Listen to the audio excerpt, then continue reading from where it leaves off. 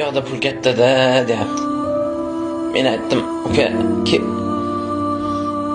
qori bo'laman deb orzu qil, sportchi bo'laman deb orzu qil, olim bo'laman deb orzu qil, kep musofir bo'laman deb ham orzu qilasanmi desam, boyagi bola kulyapti. Uka, hech qayerda yotqizib non bermaydi. Hamma joyda qiyinchilik bo'ladi. Pulni supurib olmaysan. Hamma joyda xo'roz bir xil qichqiradi. Har yerni qilma orzu, har yerda bor tosh tarozi desam, boyagi bola men baribir ketaman deyapti. Shu non olib kelish bilan uyga non topib kelish juda katta farqi bordi.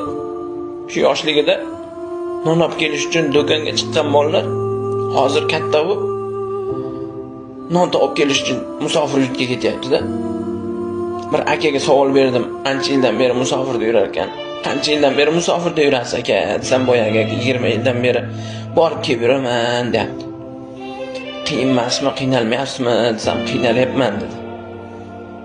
Qiynalayotgan bo'lsangiz uyga qayting, o'limdan qo'rqmaysizmi deb savol berdim.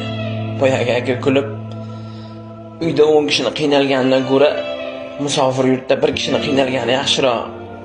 Bir kishini qo'li qora bo'lgani yaxshiroq.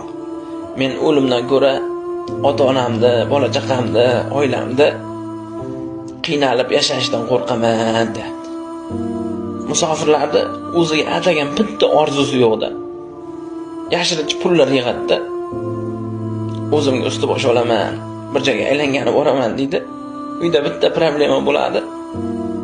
O'sha pulni shunday beradi.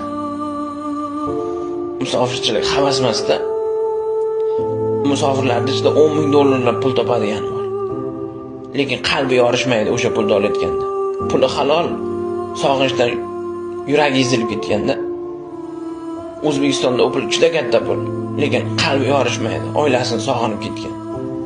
Shu Amerikada, Koreyada, Rossiyada mazza qilib yuribdi demang.